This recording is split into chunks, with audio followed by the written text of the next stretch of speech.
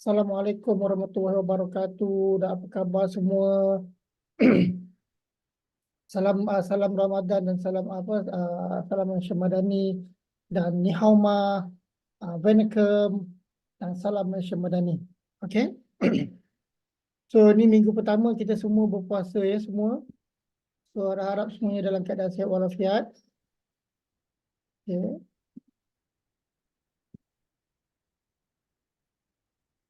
Dia tahu lah. Kita tak boleh benda kita cakap bukan cuma tak sedar.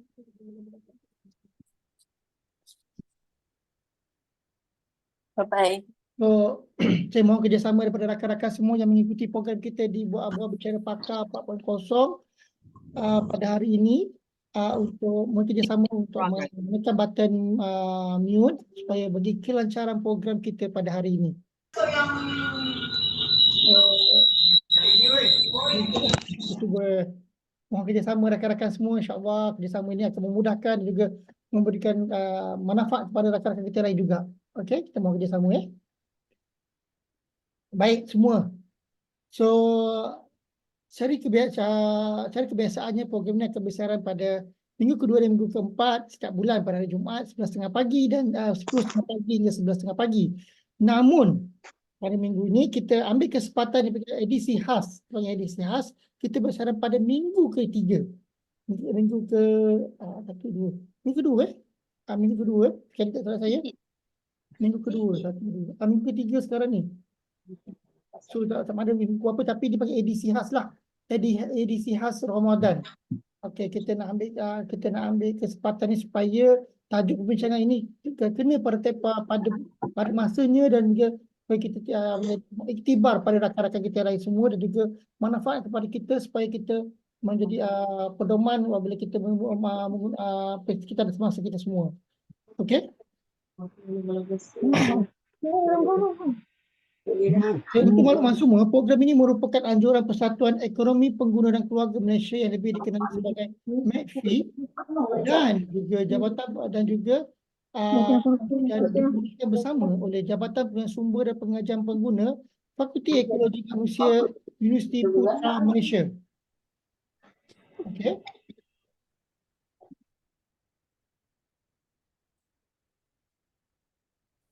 Program ini akan mengupas isu-isu semasa dengan menampilkan ahli-ahli panel dalam bidang yang diketengahkan dan juga menggunakan konsep program perkongsian ilmu dan guna kepakaran dan juga kepakaran-pakaran yang kita panggil daripada panel-panel kita dilaksanakan secara santai dan juga pendekatan kita ialah guna pendekatan yang lebih pada bahasa-bahasa yang mudah difahami oleh masyarakat dalam menyampaikan maklumat kepada komuniti dan juga pengguna yang ada di Malaysia terhadap masalah yang dihadapi bagi menjamin dan juga meningkatkan kualiti hidup yang lebih baik selaras dengan hasrat kerajaan itu menjadikan rakyat Malaysia berkesabaran hidup.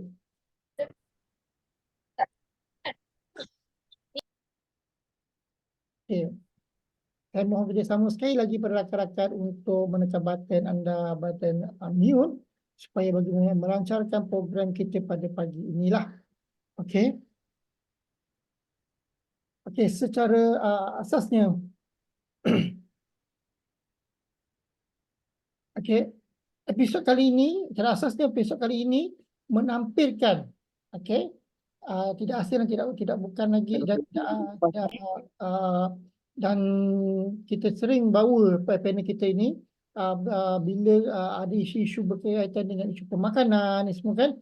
Oleh itu kita menampilkan Dr. yang berbahagia Dr. Samsul Azhari Zainal Badari yang merupakan juga beliau merupakan Esko MEKFI bagi sesi 2004-2006 dan juga pensyarakanan di Jabatan Sumber dan Pengajian Pengguna Fakulti Ekologi Manusia Universiti Putra Malaysia dengan tajuk perkongsian beliau adalah Usah Jadikan Ramadan Bulan Pembaziran Makanan.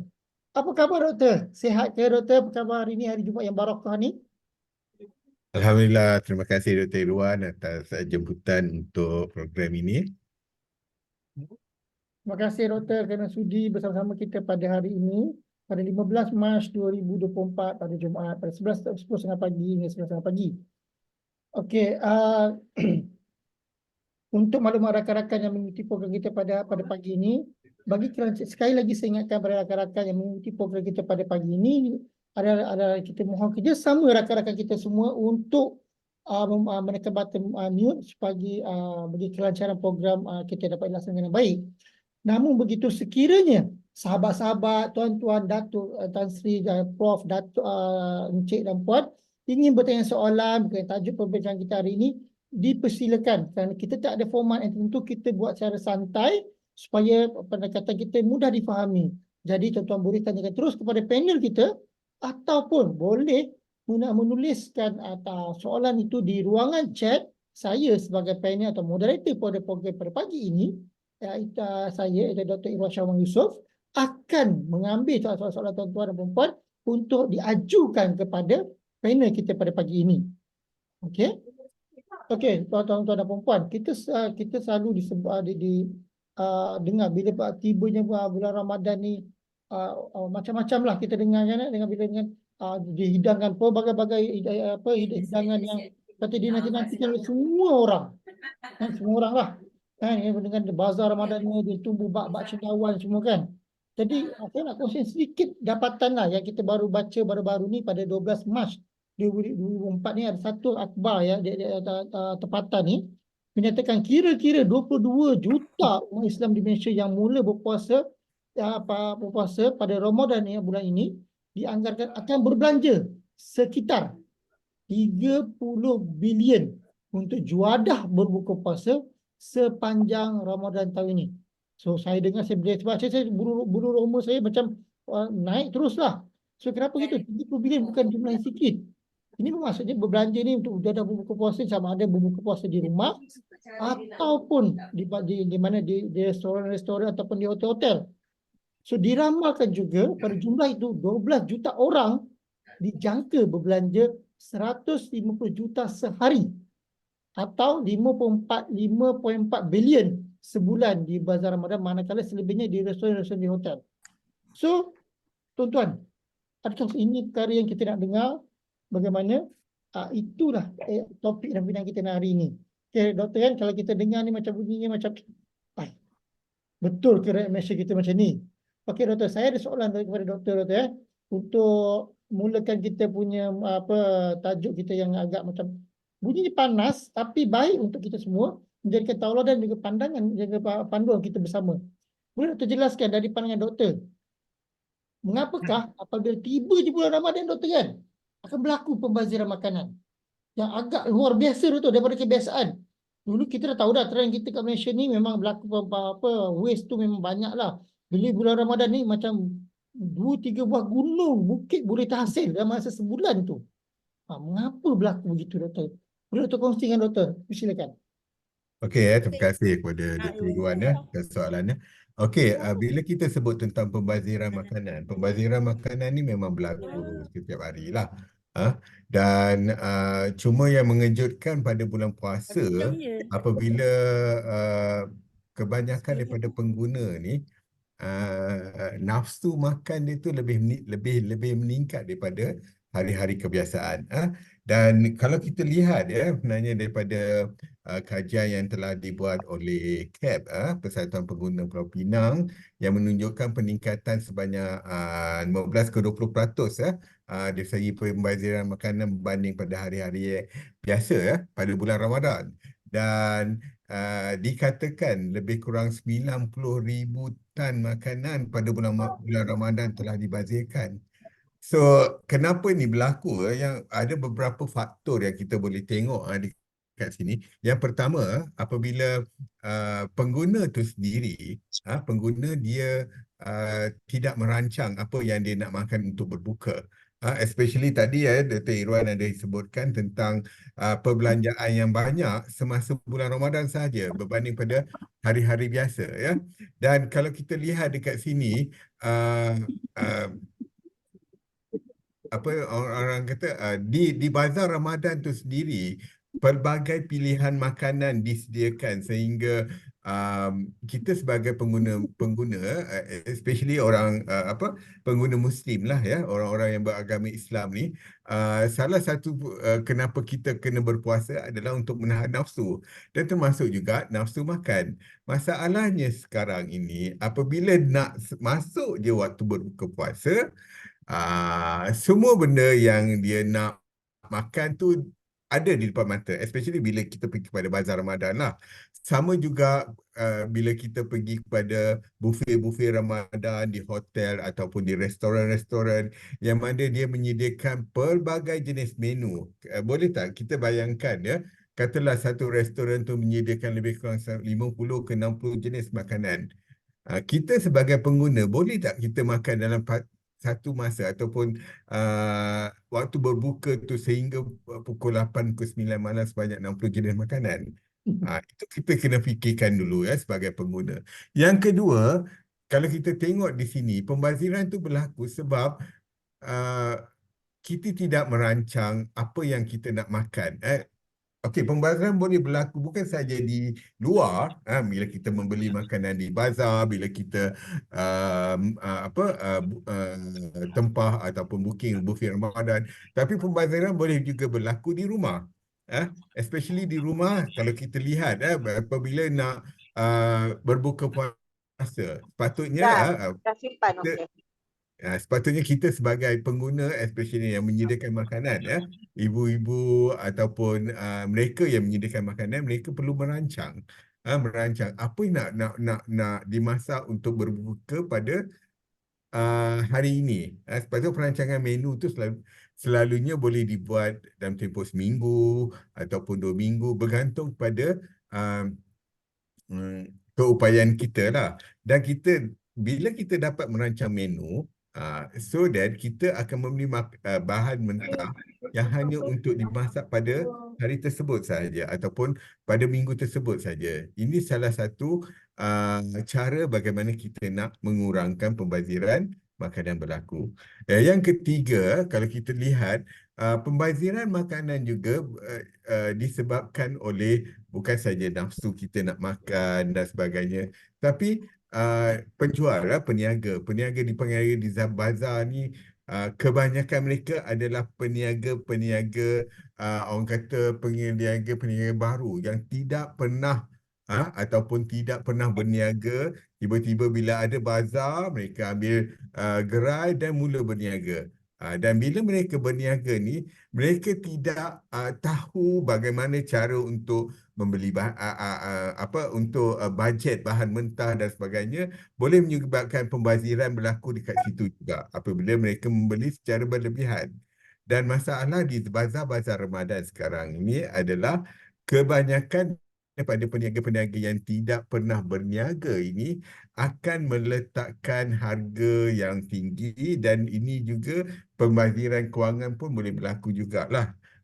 Mungkin sebab nak cover dia orang nak cover dari segi sewa bazar yang tinggi yang telah ditetapkan oleh penganjur dan sebagainya. So dari situ secara tak langsung pengguna juga akan terbeban jugalah. So tapi kalau nak kata harga yang berbeza lebih kurang RM2, RM3 pada harga yang makanan yang biasa, itu normal lah. Tapi kita kena pastikan juga, peniaga-peniaga juga perlu pastikan juga kepada keselamatan makanan, because ada setengah-setengah makanan yang tidak habis dijual semula pada keesokan harinya. So ini secara tidak langsung memberi kesan kepada masalah keselamatan makanan kepada pengguna itu sendiri. So pembaziran ni bukan saja berkait dari segi pembelian barangan, dari segi pembelian bahan mentah, tapi boleh juga menyebabkan masalah kepada keselamatan makanan. Okey, itu yang saya baca komen ni. Seekor gajah makan 6 tan sehari. Kalau 90,000 tan makanan dibazirkan, boleh bagi makan 15,000 ekor gajah. Pembaziran boleh baik digunakan untuk bantu pihak zoo beli makanan haiwan. Okey, itu daripada kita punya itulah. Tapi sebenarnya pembaziran tu berlaku apabila konsep Ramadan tu sendiri tidak apa orang kata, ustaz tahulah kan, uh, uh, tidak dihayati oleh masyarakat Muslim. Bila masuk bab makan, bila masuk bab berbuka sahaja, terus hilang dia punya konsep makan secara sederhana tu. Yang penting makan biar kenyang. Tapi apabila masalahnya dekat sini, apabila pembelian makanan di bazar-bazar Ramadan ataupun pengambilan makanan di bufet-bufet Ramadan, ialah semuanya kita nak ambil lah. Macam contoh kalau kita lihat kalau siapa yang pernah pergi makan dekat bufet-bufet Ramadan di restoran, di hotel dan sebagainya, you can see that dekat meja setiap mereka yang hadir untuk makan penuh dengan makanan, tapi berapa banyak makanan itu yang dihabiskan dan selebihnya ke mana pergi? Itu yang kena dipikir. Kopi ni kena kopi. So far itu sajalah mukadimah dia lah, Dr. Irwan. Oh, doktor, mukadimah ni pun dah cukup, dah masuk macam lengkap dah. Sampai tak tahu nak tanya apa dah sebenarnya. Tapi doktor, bagi saya cukup tertarik dengan kata-kata doktor tadi. Kata tadi sebagai satu dah tip pertama yang doktor kata tadi, merancang. So banyakkan saya percaya kerana kita ni, betul doktor, ada negara kita ni, betul. Sebelum keluar rumah tu dah, keluar list dah, rancangan tu ada. Sampai je bazar Ramadan tu, tak tahu ke mana lah list tu. Tak tahu pergi ke mana dah. Semua mata rambang dah macam doktor kata tadi kan. Kat bazar Ramadan tu, semua dah ke laut dah. Semua nampak, semua benda nak beli. Macam umpama sahabat kita yang berkata kan, macam selera tu selera gajah dah. Kan? Lupa semua benda. Lepas tu kata, nafsu tu. Kita susah nafsu ni. Saya pun tak tahu kenapa. Saya cakap ni pada diri saya sendiri jugalah doktor ya. Sebab kata begitu sebab apa, kita ni, nafsu kita bila kata lapar tu, umpama macam kita ni esok dah tak ada, esok hari tu dah tak ada hari dah. Untuk kita dah. Itu yang peliknya orang kita ni. Malaysia ni. Kan? Bila kita kata, oh nak belanja hari ni RM10 je. Tapi, bila dah belinya, Allah, 50 ke RM100. Betul-betul menyesal. Ini yang sering berlaku doktor kali. So, jadi, saya macam doktor kata, memang saya setuju kat doktor kata. Ada satu ialah sebab nak merancang, kita gagal merancang dengan baik. Kedua ialah berkenaan dengan nafsu kita. Kita gagal mengawal nafsu kita dengan baik juga. Lepas tu, penjual-penjual yang ada di bazar mana ni yang mula-mula berniaga ni. Itu yang saya nak highlight sikit. Ada penjaga baru nak kita yang ni. Mereka ni macam dia dah kata letakkan harga yang kata kadang-kadang yang kadang-kadang kita kata ya Allah harga ni betul ke dijual ni. Macam tu kan. Kita nak marah lebih-lebih kan habis pula pahala di bulan Ramadan ni. Jadi tak apa. Itu soalan saya pertama. Tapi kita ada sahabat kita juga tadi doktor dah baca daripada sahabat kita pada Mak Razi tadi berkenaan gajah tu. Bunyi lucu tapi itulah hakikat dia. Kan? Bunyi kita baca macam sampai 15 ekor gajah baik bagi zoo semua. Tapi kalau realitinya kalau kita kumpul-kumpulkan tengok gambar apa kita ambil metafora begitu, kita nampak betulnya keadaannya begitu. Okey. Sahabat kita juga ada kata ni sahabat baik kita ni. Dr. Mujahid ni. Dr. Mujahid Hassan ni dia kata bila bulan puasa ni doktor semua nampak sedap. Sedangkan air kosong pun nampak apa? Tempting. Dia kata semua menelerakan. So that's the desire. Membuatkan orang nak cuba segalanya. Walhal sebenarnya tak mampu untuk makan. Boleh doktor ulas sikit tu. Dia kata tak mampu untuk makan tu. Macam mana maksud tak mampu makan tu doktor? Okey terima kasih. Kalau kita lihat sebenarnya nafsu makan tu sebenarnya is happen among everyone lah. Semua orang akan ada nafsu tu. Even though kalau you berbuka di masjid ke di surau ke sama juga. Kalau dah perut tu kosong dan bila masuk waktu nak berbuka tu memang semua akan tengok kepada makanan ya. Tetapi sebenarnya kalau kita dah didik diri kita daripada awal daripada sebelum bulan puasa lagi kita dah didik diri kita untuk mengawal pengambilan makanan. So saya rasa tidak jadi masalah pada bulan puasa. Masalah sekarang bila mereka yang kebanyakan pengguna yang tidak didik diri mereka untuk mengambil makanan secara sederhana. Even though waktu bukan bulan puasa, bukan bulan Ramadan pun, dia dah start ambil makanan dengan jumlah yang banyak.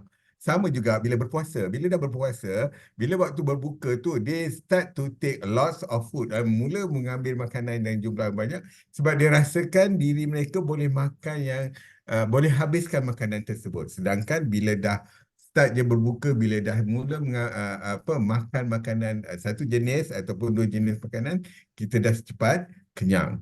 Itu masalah utama. Yang pertama sebab tak didik diri itu untuk mengambil makanan secara sederhana. Yang kedua dari segi pengurusan menu tu sendiri. Sebenarnya bila kita kata mengurus menu ni bukan mudah, dia kata senang je kan. Sebenarnya pengurusan menu ni dia juga melibatkan dari segi pengurusan perbelanjaan makanan kita sama ada di bazar Ramadan ataupun ataupun di rumah. Ya, bila menguruskan perbelanjaan, especially untuk makanan, kita kena ingat kos-kos makanan yang semakin meningkat di pasaran juga boleh menyebabkan uh, uh, uh, kos makanan yang kita beli sebagai pengguna tu akan meningkat. Jadinya adalah lebih baik kalau pengguna tu sendiri walaupun dah ada list dan sebagainya, once you dah beli makanan di bazar, you just balik, bukannya masih lagi round satu bazar tu sampai habis. Itu punca utama yang pertama lah. Bila pergi bazar, tujuan nak beli nasi ayam for example, dah jumpa nasi ayam, okay, you round satu bazar, then you akan secara tak langsung you akan beli makanan yang bukan you nak makan pada hari tersebut, pada waktu berbuka. Sebab kenapa? Bila kita pergi kepada setiap bazar, cara dia orang punya persembahan ataupun dia punya appearance makanan tu yang dijual kepada pengguna tu menarik minat pengguna, sedangkan kita tak tahu sebenarnya harga rasa makanan itu sedap ataupun tidak. Bagi saya, kalau saya memang dah lama lah tak pergi bazar Ramadan ni. Sebab one of the reason sebab saya dan anak-anak bukan jenis makan makanan kuih dan sebagainya. Kalau makan pun just beli satu ataupun dua jenis kuih sajalah. Tapi bagi setengah-setengah orang, semuanya, especially mereka yang bujang, for example, mereka akan pergi bazar. Bila masa pula mereka nak masak kan? Jadi bazar adalah tempat untuk mereka membeli juadah untuk berbuka. Itu bagi yang bujang. Bagi yang berkeluarga, kebanyakannya pergi ke bazar hanyalah untuk membeli kuih-kuih ataupun makanan-makanan yang jarang dijumpai pada hari-hari biasa. Cuma bila berlakunya pembaziran itu apabila pengguna itu sendiri mula untuk membeli makanan yang bukan mereka nak makan pada waktu berbuka disebabkan oleh dia orang punya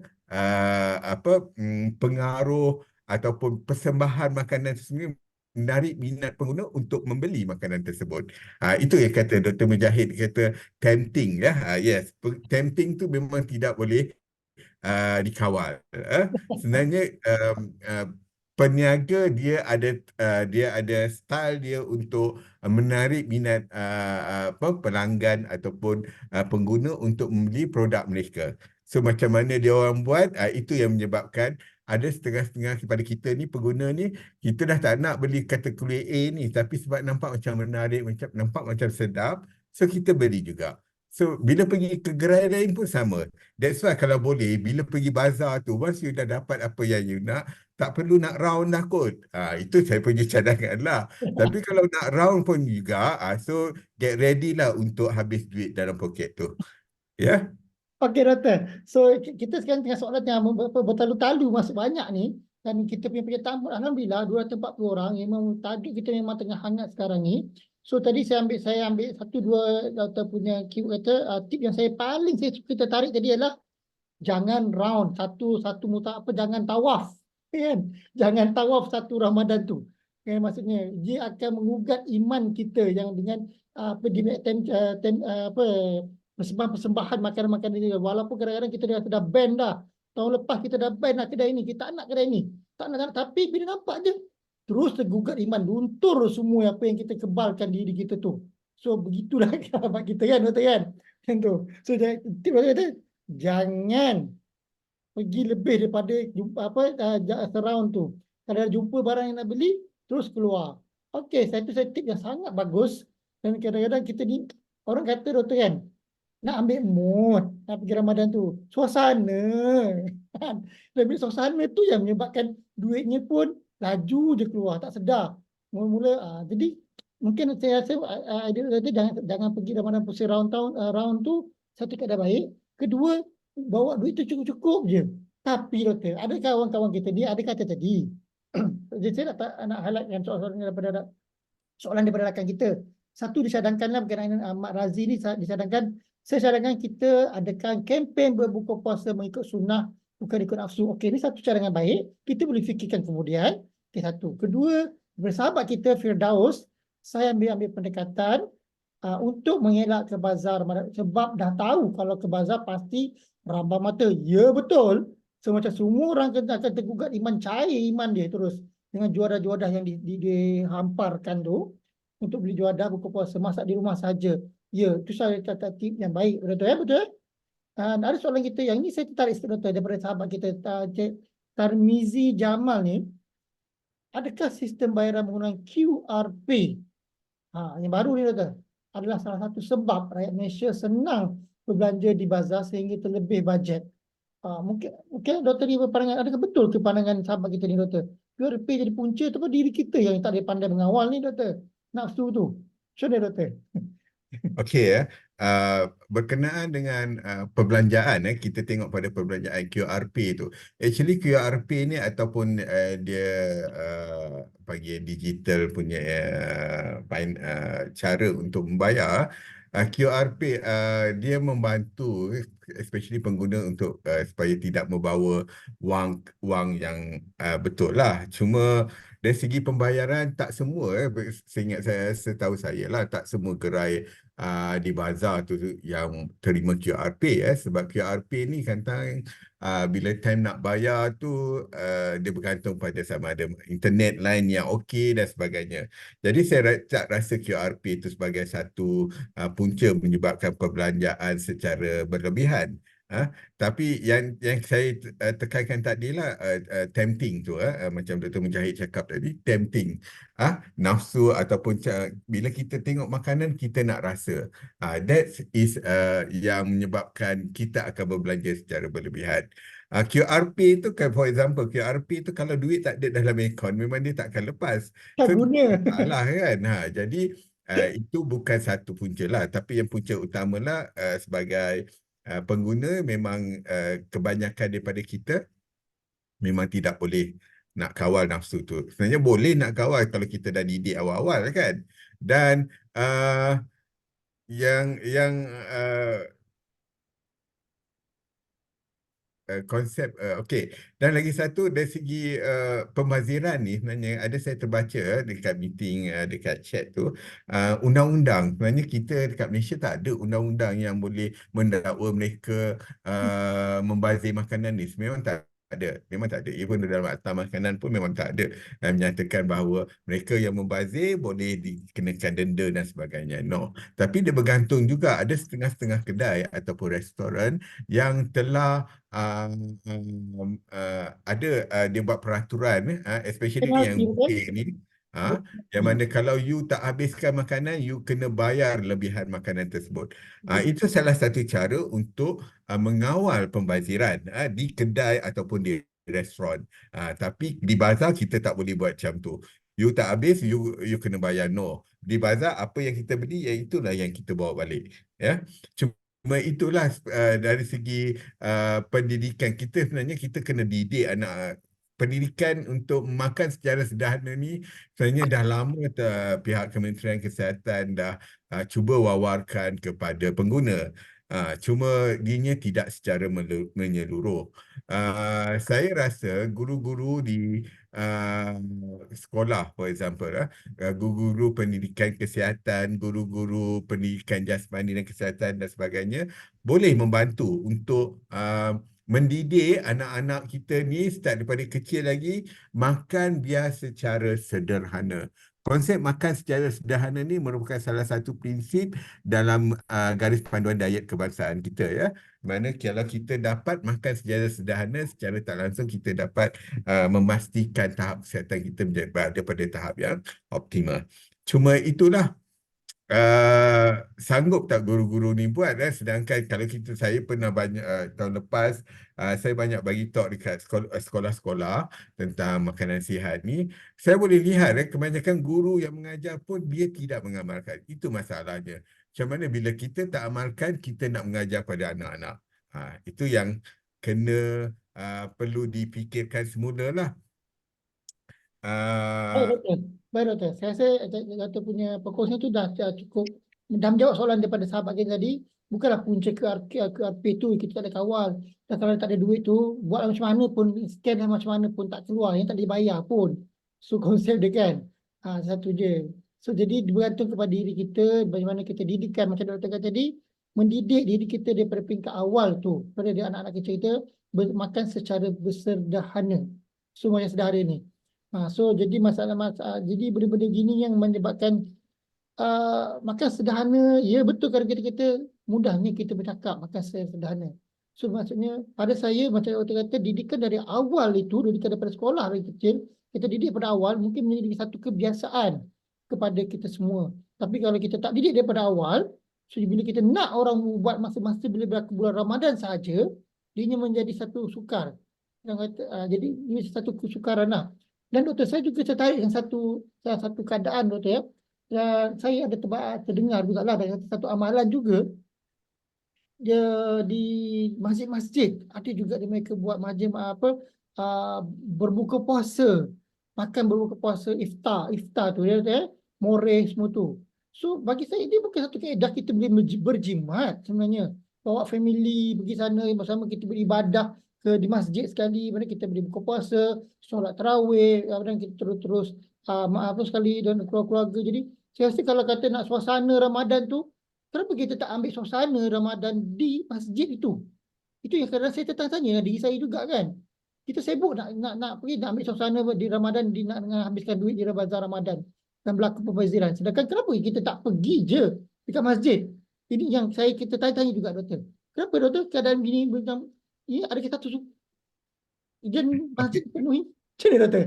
Pandangan saya. Boleh. Nakkan suasana Ramadan. Actually suasana Ramadan tu dia start pada bila kita bangun bersahur tu dah jadi suasana dah. Cuma ada setengah-setengah orang kalau pergi ke bazar, bila Ramadan mesti pergi bazar Ramadan. Bila Ramadan dia mesti pergi kepada bazar untuk cari makanan-makanan yang diviralkan oleh sekarang zaman viral kan. You letak makanan yang tak pernah jarang dimakan, and then suddenly you post dalam Facebook, menyebabkan orang akan start pergi cari makanan tersebut. That is happen bukan saja pada bulan Ramadan, tapi bulan-bulan yang hari-hari yang biasa pun sama juga. Konsep dia sekarang ni, kalau kita bukan jenis orang yang memang nak cuba semua makanan yang viral ni, tak ada jadi masalah lah kan. Masalahnya bila setiap orang nak cuba, sedangkan kita tak tahu makanan tu sedap ke tak, sihat ataupun tidak, selamat ataupun tidak. Itu yang pertama. Yang kedua, wajib pergi kepada bazar ni mungkin mereka-mereka yang muda lah. Bagi saya yang dah berusia sekarang ni, tak ada je nak pergi bazar je. Kalau tengok anak-anak sibuk cakap nak pergi bazar, sedangkan makanan tersebut boleh je kita mendapat daripada tempat-tempat lain, macam kedai-kedai yang buka jualan pada waktu petang dan sebagainya. Tapi tetap nak pergi bazar. Sebab apa? Suasana nak tengok ramai orang pergi membeli, suasana berebut-rebut nak membeli makanan yang mana itu bukan konsep dalam Islam pun. Dalam Islam kalau kita kata beli makanan tu, biarlah beli berpada. Ini tidak. Bila you pergi kepada bazar Ramadan, ya kita nak tengok orang ke nak beli makanan. Itu satu yang pertama lah. Sebab konsep bazar Ramadan ni bila terlalu ramai orang, kena be careful jugalah tentang sebabnya apa? Sebab COVID. COVID masih lagi on. Jangan ingat kita bukan berada dalam keadaan yang tidak COVID ni. Jadi ini salah satu benda yang mana bukan perkara wajib lah dalam bulan Ramadan. Kalau bukan dalam bulan bila bulan Ramadan ni mesti ada bazar Ramadan. That is not the benda yang wajib. Aku Tapi pasti sebab gitu dah. dia dah jadi culture ataupun budaya dekat Malaysia. Bila Ramadan ni mesti ada bazar Ramadan. Sedangkan benda itu sebenarnya tidak perlu pun. Kalau ada satu ataupun dua, is okay, is enough. Tapi kalau kita tengok kadang-kadang dalam satu tempat tu ada 4-5 bazar Ramadan. Penggunanya, pembelinya sikit je, tapi bazar yang berlebih-lebihan. Tapi bila makanan tak habis dijual, dia akan jual semula. Jadi dia efek pada pengguna juga. So mungkin pihak-pihak berwajib, agensi yang nak offer bazar Ramadan ni kena fikirkan semula. Sama ada satu-satu tempat tu perlukan 2 ataupun lebih bazar Ramadan. Ya? Okey, Doktor, terima kasih Doktor atas Doktor punya pandangan juga pendapat tadi tu. Jadi saya ada tertarik sikit satu dengan tu teknik ataupun di pendekatan yang diamalkan di satu tempat ni Doktor. Mereka digunakan wujudkan satu ruangan ataupun agensi ni, dia sendiri yang createkan tu macam sama di bazar Ramadan tu. Satu createkan ruangan tu maksudnya di ruangan untuk ada sekiranya berlaku di makanan-makanan yang tak habis di kalangan peniaga, mereka boleh letakkan satu ruangan tu. So makanan yang tak habis itu akan diambil oleh agensi ataupun NGO yang dilantik ataupun mereka buat secara volunteer itu dihantar kepada mereka-mereka yang lebih memerlukan. Okey, makanan tu elok lagi, tak rosak pun. So dihantar kepada gelandangan, mereka pada waktu malam bersahur semua kan. So pendapat doktor, adakah itu satu kaedah yang baik supaya kita boleh kurangkan aktiviti pembaziran? Itu satu soalan saya Doktor. Kedua Doktor, tadi kita berkisarkan pasal Ramadan. So saya nak beralih juga, soalan saya seterusnya adalah berkaitan dengan hotel-hotel ya Doktor. Restoran-restoran ni yang kita dengar dekat billboard dia memaparkan dengan harga RM50, buka puasa makan sampai puas, macam-macam lah tagline dia pakai. So kita pun berpusu-pusu lah, kita orang dekat hotel penuh, full, memang setiap hari penuh, restoran-restoran penuh, full book. Kalau kita nak reserve pun tak boleh. So adakah ini satu suasana yang baik Doktor? Boleh Doktor kongsikan Doktor? Okey ya. Itu uh, apa nak kata, ialah bulan Ramadan sebenarnya bulan untuk kita beribadah, sebenarnya bukan yang pesta makanan pergi kata Cik Razi tadi. Cuma sekarang ni konsep kita tengok pada budaya ya, kita lihat pada budaya dekat sini. Budaya di Malaysia, bila Ramadan sahaja, dia sebulan sebelum Ramadan dah ada promosi-promosi begini ya, offer untuk buffet Ramadan. Early bird, saya ada early bird, bayaran awal you akan dapat diskaun RM10, RM20 untuk untuk seorang. Sebenarnya ini dah jadi trend di Malaysia. Dan kebanyakan pihak-pihak yang peniaga-peniaga di restoran ke hotel ke, dia dah start untuk berlumba-lumba untuk menawarkan package-package berbuka puasa yang menarik dengan jumlah makanan yang banyak. Even dekat UPM pun kita dah ada, macam di Apprentice pun dah ada buat offer untuk berbuka puasa dan sebagainya last time ya. Tapi tahun ini saya tak nampak pula lah di Apprentice ada buat ke tak. But is how ini adalah cara bagaimana menarik pengguna untuk makan, untuk membeli makanan. Dia offer 20 jenis ataupun 30 jenis. Kadang-kadang ada setengah restoran 50 sampai 80 jenis makanan. Jumlah makanan yang banyaknya yang di-offer ni kepada pengguna, dia bergantung sama ada pengguna akan makan kesemuanya. Kita sebagai pengguna, kita kena bijak ya. Bila kita pergi mana-mana buffet Ramadan dan sebagainya, kalau free insya-Allah lah kita pergi kan. Tapi kalau kena bayar sendiri, kita kena ingat bahawa adakah jumlah yang kita bayar tu kita akan makan kesemua 80 jenis tu. For example, ataupun 50 jenis makanan itu. Tahan tak perut kita sebagai manusia ni tahan tak perut ni nak cover semua jenis 50 jenis menu tersebut. Dan tak semua menu makanan yang di-offer di restoran itu adalah kita boleh makan. Bagi setengah-setengah mereka macam mereka yang ada penyakit dan sebagainya, dia orang kena limitkan pengambilan makanan mereka. Especially makanan yang tinggi dengan santan, makanan tinggi gula dan sebagainya. So, macam Dr. Iron tanya tadi, adakah dia tu sebenarnya dia dah jadi trend dekat Malaysia, dah jadi trend. So bila dah jadi trend tu masing-masing akan berlumba untuk offer yang lebih baik pada pelanggan. Tapi kita sebagai pengguna, adakah kita betul-betul perlukan berbuka di tempat-tempat tersebut? Kalau kita lihat kebanyakan mereka yang berbuka ni mungkin sebab company atau syarikat yang dah booking sebagai satu cara untuk memberi insentif kepada pekerja mereka. Tapi yang kita boleh lihat juga ramai juga yang pergi untuk restoran yang macam ini adalah secara individu. So saya tak kisahlah itu duit mereka, duit masing-masing kan. Tapi kena berpada-pada. Sedangkan kanak-kanak pun kena charge berapa ringgit, sedangkan budak pun dia tak makan banyak. Dia makan satu atau dua jenis makanan saja. So that is how pembaziran dah start berlaku dekat situ.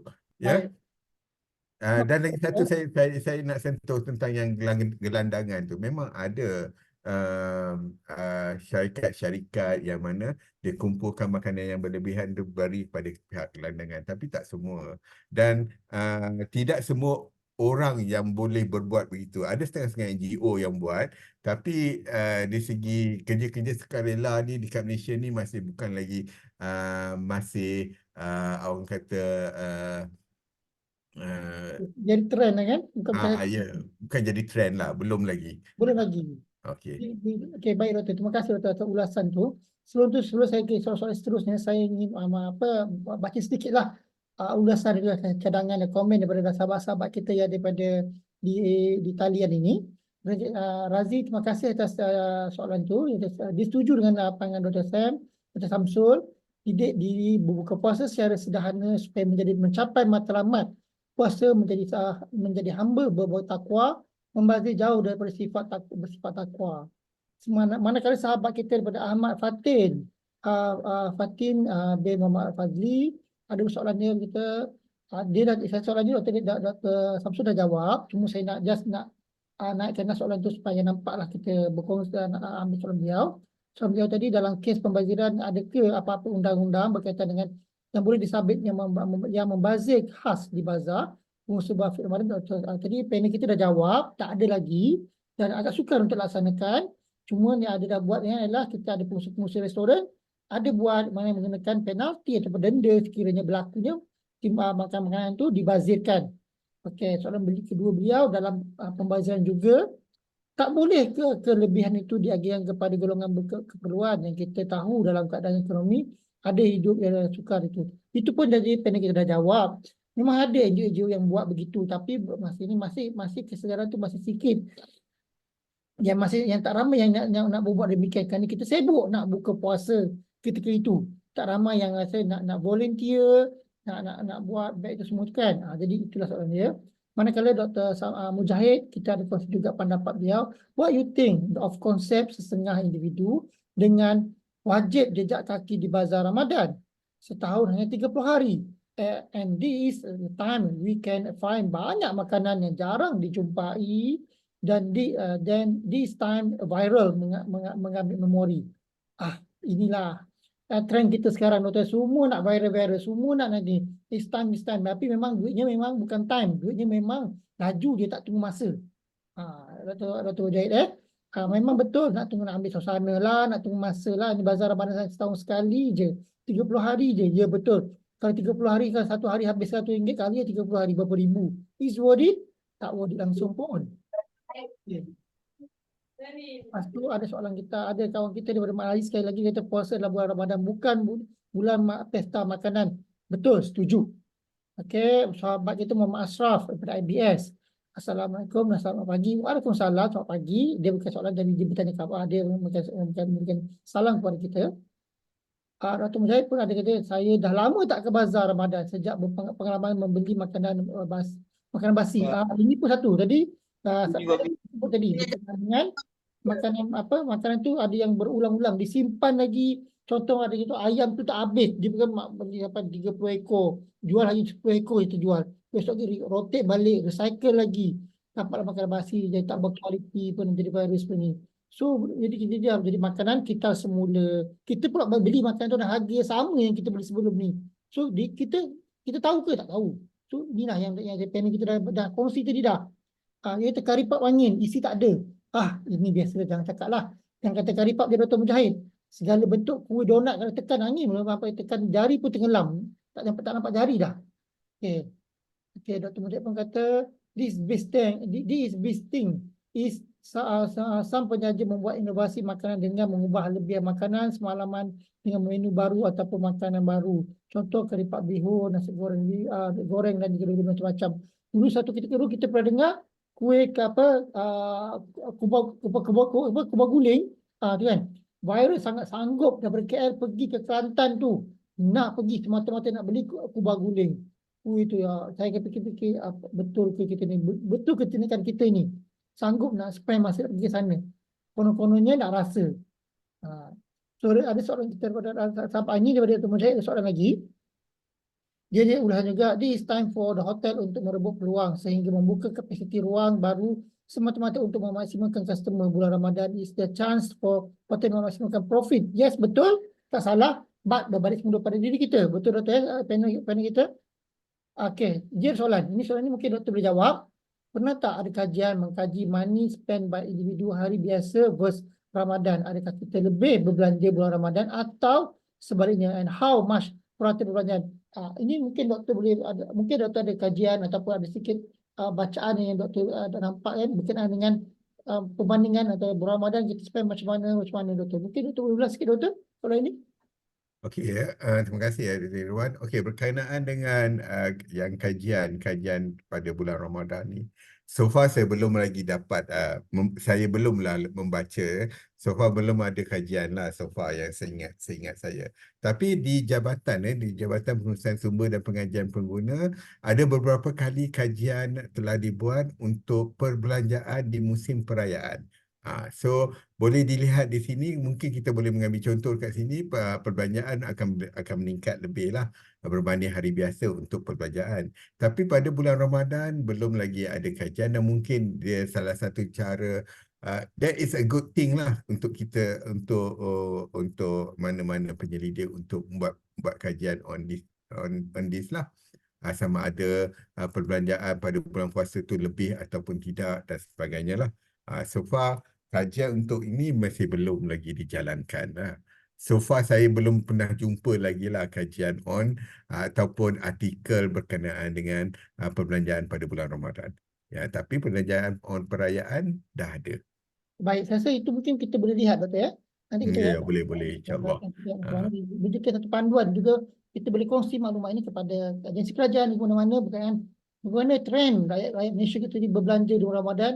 Adakah ya, bagi saya kita boleh jangkakan memang agak memberanjakkan, apatah lagi kalau dah ada trend kajian dengan pembaziran makanan bertantan tu, jadi kita boleh imagine maksudnya spend dah ada pembaziran pembelanjaan tu berlaku dah, cuma kita tak ada dalam pembuktian ilmiah tu lagi. Okey. Belum. Okey, Muhammad Razia tanya, adakah membazir ini dah mula jadi budaya rakyat Malaysia? Saya rasa dua soalan ni bukan panel kita boleh jawab. Diri kita sih boleh jawab dah. Dia memang dah turun-temurun dah pun. Bila dengar bazar Ramadan, memang kita sibuk, berpusu dah, tunggu dah. Kita dah aim dah. Hari ni nak pergi bazar mana, besok bazar mana. Dah kita dah list. Bukan pergi masjid mana. Bukan lagi surau mana. Tapi nak pergi bazar mana. Itu yang kita tak tahu lah. Ini satu trend yang mana di Malaysia je kot. Tak tahu lah. Tapi di negara lain saya tak pasti. Tak ada pengalaman. Okey, bukan setakat membazir juadah buka puasa, tapi hari-hari biasa pun banyak juga pembelian. Cuba lihat majlis perkahwinan, banyak makanan yang diambil dan oleh tamu tidak dihabiskan. Saya rasa doktor setuju doktor, panel-panel kita doktor. Ya, betul. Kalau kita lihat dia sebenarnya bila kita lihat pada segi pembaziran makanan, bukan saja pada waktu bulan Ramadan, waktu-waktu biasa pun ada. Dan kalau kita lihat pembaziran ni akan meningkat setiap tahun ya. Kalau di restoran, di kedai-kedai makan ataupun di pasar-pasar, kita boleh lihat pembaziran ni bila tak habis dia akan buang. Especially kalau fast food restoran, restoran makanan segera, dia tak akan simpan makanan yang tak habis. Dia akan buang. Sebab itu adalah salah satu dia punya prosedur. Sebab makanan, contoh dia makanan di fast food restoran, restoran makanan segera macam contoh KFC, McDonald, kalau tak habis makanan tersebut, dia tidak akan beri pada pekerja mereka, dia akan buang. Sebab apa? Makanan-makanan segera ni di waktu memasak dia adalah pendek. Jadi bila kita pergi order ataupun beli makan, dia ada tempoh-tempoh dia untuk diletakkan di rak-rak ataupun di rak makanan tersebut. Mungkin 15 ke 20 minit. Selepas pada tempoh tersebut, makanan tersebut perlu diganti dengan yang baru. So ini yang akan berlakunya pembaziran. Macam contoh, bukan saja bulan Ramadan disebabkan oleh bila kita pergi bazar, kita beli makanan yang kita tak nak makan, tapi sebab kita tengok orang lain beli, kita pun nak beli.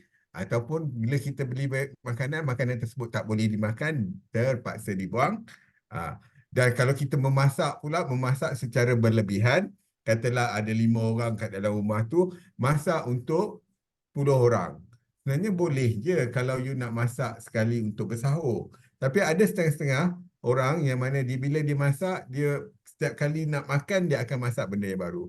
Tapi that's why lah, bila saya sebutkan tadi, menu pengguna kena merancang menu, sebab bukan saja menu jenis-jenis makanan, tapi berapa jumlah makanan yang nak dimasak tu. Kalau untuk 5 orang lah.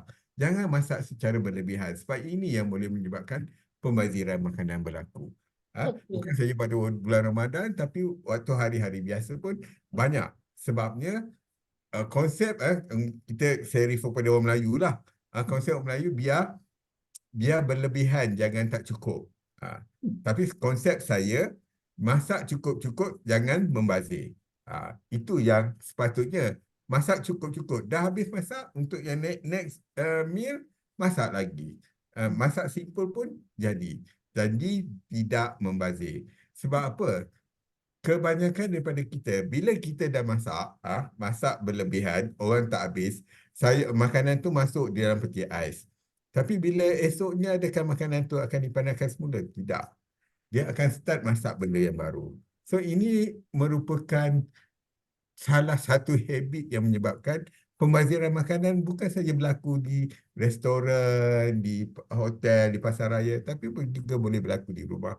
Sebab dia konsep masak biar berlebihan, jangan tak cukup. Itu dia kata. Sebab kita orang Melayu, kita setiap macam doktor kata kan, ambil perkataan orang Melayu kan, dia sifat malu, kata jangan biar lebih, jangan tak cukup, jangan tak cukup. Nanti orang kata apa, kita lebih risaukan apa orang kata. Kita lebih risaukan kepada pandangan orang. Kita tak risaukan kepada kemampuan kita. Kita tak risaukan apa yang kita lakukan itu pembaziran. Kita tak risaukan akan pembaziran itu adakah satu amalan baik atau tidak. Dalam Islam pun dah kata pembaziran itu adalah salah satu daripada sifat-sifat syaitan. Jadi kita tak sedar kita buat begitu, tapi kita cakap pada orang lain, pada orang lain mudah. Tapi bila kita buat, kita tak nampak. Kita bukan tak nampak, kita buat tak nampak je pun sebenarnya. Okey, saya cakap gitu pun kadang-kadang diri sendiri pun tergelincir, doktor. Tergelincir. Kita bukan nak kata kita bagus, tak. Cuma kita kata kita pun kena muhasabah dirilah. Macam doktor kata tadi, macam doktor maklumkan tadi, merancang itu penting. Penting, biar kata kalau tak cukup, masalah lagi. Apa masalah? Penat. Alah, berkira penat tu apa salahnya? Kan, betul tak?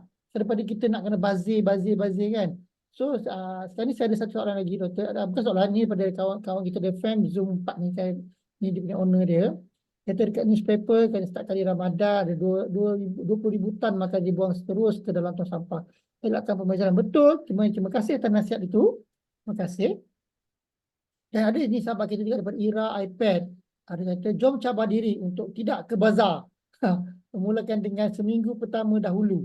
Kalau berjaya, insyaAllah minggu seterusnya pula pun boleh buat juga. Kalau setakat nak beli pemanis macam kuih, buat boleh je singgah kat gerai-gerai biasa-biasa. So mungkin kita boleh buat cabaran. Macam-macam kita macam ni macam-macam teknik boleh buat. Tetapi berbalik berdiri sini sejauh mana temptation nafsu diri itu boleh dikawal. Okey, cuba kita mula trend diri kita ajar. Okey, doktor, saya ada satu soalan, doktor. Berdasarkan kajian yang dikeluarkan oleh beberapa agensi kerajaan dan NGO pada tahun 2023, sebanyak lebih kurang 73 tan makanan dibuang dalam sehari. Itu pada bulan Ramadan lah. Oleh itu, doktor, pada pandangan doktor sebagai pengguna yang bertanggungjawab bagi menjamin kemampuan ekosistem persekitaran, adakah wajar pihak kerajaan mewujudkan satu tindakan atau arahan berbentuk denda ataupun kepada mana-mana pengusaha ataupun individu yang melakukan pembaziran yang melebihan sepatutnya? Apa pandangan doktor? Adakah wajar pandangan soalan ini, doktor? Okey, nak kata wajar tak wajar tu sebenarnya uh, saya rasa ia you letakkan mana-mana apa peraturan ke, you letakkan akta ke, pembaziran itu akan sentiasa berlaku. Sebab kalau kita lihat dia dekat Malaysia ni, akta dah banyak jenis akta pun, paling-paling teruk pun kena viral, itu aja. What happen next? So dia bergantung pada individu itu sendiri. You nak bazir ke ataupun tidak bergantung pada individu, kita punya pegangan hidup kita. Macam contoh tadi saya sebutkan, kita kena didik dari segi pembaziran ni, kita kena didik pada awal lagi, pada waktu sekolah lagi.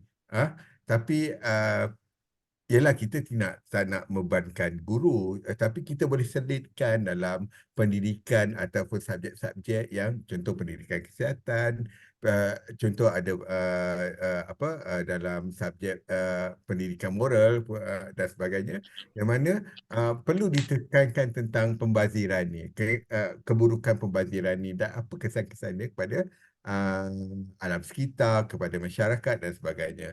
Kalau kita lihat di luar negara, bila sebut tentang pembaziran makanan ni, dia ada banyak jenis program. Contoh program yang mana makanan-makanan yang tidak habis dijual dan sebagainya akan diberi ataupun diedarkan kepada pusat-pusat anak-anak yatim ataupun gelandangan dan sebagainya. Dan di Malaysia pun dia dah start. Kalau kita tengok, ada satu ketika dahulu ramai yang membuat program-program seperti ini. Tapi selepas PKP ni kita dah tak nampak dah.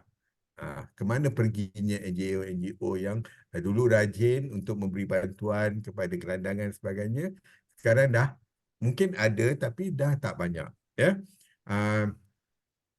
Dari segi kewajaran tadi sebut tentang wajar ke tidak, itu sebenarnya dia nak kata nak perlukan ada akta. Malaysia dah terlalu banyak akta. Akta-akta yang boleh menyebabkan kadang-kadang bila terlalu banyak akta tapi dari segi penguatkuasaan akta tersebut tidak elok ataupun tidak baik, tidak kukuh, tak guna pun akta tersebut. Kalau kita tengok dekat sini, contoh akta perihal dagangan 1972, mana akta tentang logo halal. Tapi masih lagi ramai yang peniaga-peniaga yang menggunakan logo yang bukan sah daripada JAKIM. Dia dibawa akta tu, tapi what happen? Ada setengah-setengahnya menggunakan logo yang dah expired. So akta dah ada tapi tidak dikuat kuasa secara penuhnya, tak guna juga. So sebenarnya kita perlu didik pengguna tu start daripada kecil, ya. Yang pengguna-pengguna yang dah dewasa ni mungkin susahlah sikit nak dibentuk. Tapi pengguna-pengguna kecil, pengguna anak-anak, once kita dah didik dia daripada kecil, jangan membazir makanan dan sebagainya, insya-Allah dia akan bawa benda tu sampai mereka dewasa. Okey, doktor. So itu pandangan doktor tadi berkenaan dengan kata wajar tak wajar tu adalah bukan bergantung kepada kewajaran tu, tetapi lebih kepada didikan yang didikan awal itu lebih penting. Kerana kalau terlalu banyak sangat akta ataupun undang-undang yang nak dilaksanakan, segi pelaksanaan itu ataupun penguasaan itu tidak menyeluruh, ia tidak berjaya juga mencapai matlamat utama itu juga sebenarnya. Saya memang setuju dengan pandangan doktor bahawa kadang-kadang ada beberapa keadaan yang mana kita perlu lihat keberkesanan satu karya ini yang ingin diwujudkan. Okey. Dan juga untuk rakan-rakan juga program kita bersaran 1 jam ya. Kita pun dah hampir dan lebih tu 1 jam. Dan saya rasa macam Okey. baru setengah jam. Saya setengah jam macam soalan masuk bertalu-talu, tajuk memang hangat, kena pada situasi dan trendnya, dan penyertaan kita alhamdulillah baik, dan dalam 200 lebih dari 240 tadi semua ramai. So jadi doktor, kita pun dah hampir ke penghujung. So doktor, mungkin doktor boleh berikan sedikitlah tips dan juga rumusan, okey, berkaitan tajuk perbincangan kita hari ini, agar perbincangan kita hari ini menjadi panduan, juga rujukan dan juga nasihat pada diri sendiri, pada saya juga rakan-rakan yang ada di sini untuk dijadikan panduan pada masa hadapan. Okey, boleh doktor, dipersilakan. Okey ya. So pada untuk yang terakhir lah, saya nak tekankan di sini. Yang pertama, untuk mengelakkan pembaziran makanan ni pada berlaku, yang pertama kita kena kawal lah kita punya nafsu makan kita. Bukan saja pada waktu bulan Ramadan, tapi bulan-bulan biasalah kita kena makan secara sederhana. Yang kedua, bagi mereka yang masak di rumah perlu merancang menu apa yang perlu dimasak, mungkin untuk seminggu, mungkin untuk 3 hari dahulu, for example, and then bila dah ada trend dia ataupun rentak dia, mungkin boleh pergi untuk seminggu. Sebab apa? Bila kita dapat merancang menu, kita akan membeli barang yang perlu sahaja, dan seterusnya kita tidak akan beli barang-barang makanan yang tidak digunakan, especially yang expired date lah, yang mudah lupus, ya. Dan yang ketiga, dari segi perbelanjaan lah, dari segi perbelanjaan, especially waktu pergi bazar Ramadan, sebenarnya orang kata bawa duit cukup-cukup, sebenarnya ada duit terlebih dekat dalam beg dan sebagainya. Yang itu kena kawal lah. Yang macam saya punya cadangan, once you dah dapat apa yang you nak beli, you balik, tak perlu nak round. Masalahnya bila nak round, itulah yang akan jadi membeli secara berlebihan. Dan yang keempat, pastikan makanan untuk peniaga, pastikan makanan yang dijual adalah yang berkhasiat, yang selamat dimakan, bukan makanan yang tak habis dijual semula. Sebab dia melibatkan keselamatan makanan kepada pengguna, efek dia kepada pengguna. So itu sajalah Dr. Irwan. Okay, terima kasih. Dan di akhir sekali, untuk mereka, saya untuk partisipan yang join kita punya talk ni, selamat berbuka puasa, selamat berpuasa, semoga puasa kita diterima oleh Allah, insya-Allah. Terima kasih kepada Yang Berbahagia Dr. Samsul Azhari Zainal Badari, yang merupakan pakar dalam bidang pemakanan dan juga pengurusan pemakanan. So, atas perkongsian beliau ini dengan tajuk perbincangan kita hari ini adalah usaha jadikan Ramadan, bulan pembaziran makanan. So, untuk makluman semua, Persatuan Ekonomi Pengguna Keluarga Malaysia, lebih dikenali MEKFI, merupakan persatuan yang mengajar program-program, banyak program-program berkaitan dengan kesedaran, advokasi, dan juga membuat penyelidikan berkaitan kajian kepenggunaan ekonomi keluarga, manusia, keluarga, isi rumah semua. So, dia sekiranya ingin menjadi ahli, diada-alukan untuk melayari website MEKFI, iaitu Persatuan Ekonomi Pengguna dan Keluarga Malaysia. So, dan kalau sekiranya ingin membaca hasil-hasil penyidikan yang dihasilkan di bawah persatuan ini, boleh mengikuti kami dan juga mendapatkannya di laman sesawang kami, mekfi.com.my. Okey. Dan juga tuan-tuan dan puan-puan juga diada-alukan untuk berkongsi pandangan dan juga pendapat bersama-sama kami berkaitan isu-isu keluarga, pengguna dan juga berkaitan dengan isu ekonomi. So, kita semua ni adalah pengguna. So, kita semua pengguna. Jangan rasa, tak, saya ni adalah engineer, saya tak bukan pengguna. Tak. Selagi kita manusia, kita adalah pengguna. So, kita mengguna perkara-perkara yang ada di sekeliling kita. Jadi, kita adalah bertanggungjawab, mengadvokasikan, berkongsikan pendapat. Jadi inilah ruangan platform sewajarnya kita dapat dilaksanakan. So yang baik itu datang daripada Allah Subhanahu Wa Taala, yang buruk datang daripada saya sendiri. So saya akhiri dengan wabillahi taufiq wa hidayah. Assalamualaikum warahmatullahi wabarakatuh dan selamat berbuka puasa pada semua. Terima kasih sekali lagi kepada panel kita yang berbahagia, Dr. Samsul Azhari dan Zainal Abadari. Assalamualaikum. Wassalam.